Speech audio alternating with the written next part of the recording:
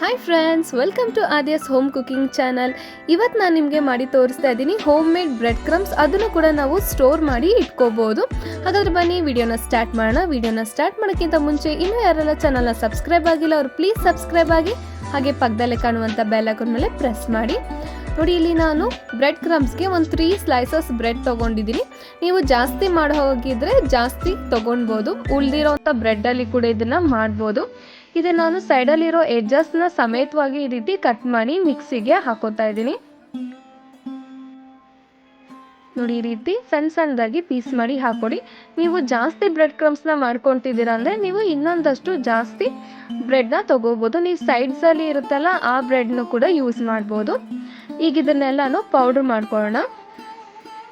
ಜಾಸ್ತಿ ಏನು ಬೇಕಾಗಿಲ್ಲ, ಒಂದು 2 ನಿಮಿಷನೂ ಬೇಕಾಗಿಲ್ಲ ಫ್ರೆಂಡ್ಸ್. ಬೇಗನೆ ಇದು ಪೌಡ್ರ್ ಆಗಿಬಿಡುತ್ತೆ.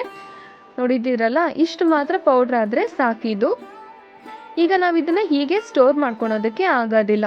ಸೊ ಇದರಲ್ಲಿರೋ ಮಾಯ್ಶ್ಚರ್ನೆಲ್ಲನೂ ನಾವು ರಿಮೂವ್ ಮಾಡಬೇಕು.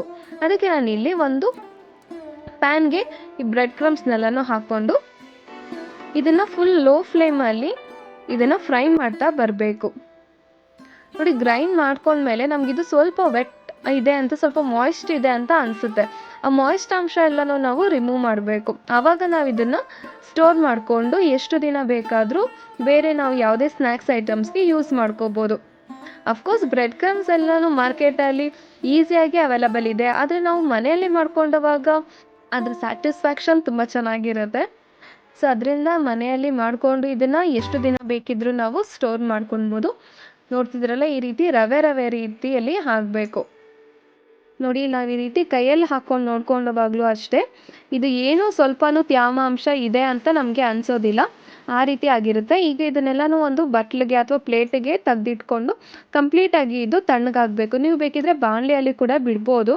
ಕಂಪ್ಲೀಟಾಗಿ ತಣ್ಣಗಾದ ಮೇಲೆ ಇದನ್ನು ಯಾವುದೇ ಒಂದು ಬಾಕ್ಸ್ ಏರ್ಟೈಟ್ ಕಂಟೈನರಲ್ಲಿ ಹಾಕಿ ಸ್ಟೋರ್ ಮಾಡಿ ಇಟ್ಕೋಬೋದು ಫ್ರೆಂಡ್ಸ್. ಇದು ನೀವು ಮನೇಲಿ ಏನಾದರೂ ಬ್ರೆಡ್ ಉಳಿದೋಗಿತ್ತು ಅಂದರೆ ಅದನ್ನು ವೇಸ್ಟ್ ಮಾಡಿದ್ರೆ ಈ ರೀತಿ ಬ್ರೆಡ್ ಕ್ರಮ್ಸ್ ಮಾಡಿಕೊಂಡು ತುಂಬ ದಿನಗಳವರೆಗೂ ಸ್ಟೋರ್ ಮಾಡಿ ನಾವು ಯಾವುದೇ ರೀತಿಯಾದಂಥ ಸ್ನ್ಯಾಕ್ಸ್ ಐಟಮ್ಸ್ಗೆ ಇದನ್ನು ಯೂಸ್ ಮಾಡ್ಬೋದು ಫ್ರೆಂಡ್ಸ್. ಹಾಗಾದರೆ ನಿಮ್ಮೆಲ್ಲರಿಗೂ ಈ ವಿಡಿಯೋ ಸ್ವಲ್ಪ ಆದರೂ ಯೂಸ್ಫುಲ್ ಆಗಿದೆ ಅಂತ ತಿಳ್ಕೊತೀನಿ. ಯೂಸ್ಫುಲ್ ಆಗಿದ್ದರೆ ಈ ವಿಡಿಯೋ ನಿಮಗೆ ಸ್ವಲ್ಪ ಆದರೂ ಇಷ್ಟ ಆಗಿದ್ದರೆ ಪ್ಲೀಸ್ ವಿಡಿಯೋಗೊಂದು ಲೈಕ್ ಕೊಡಿ.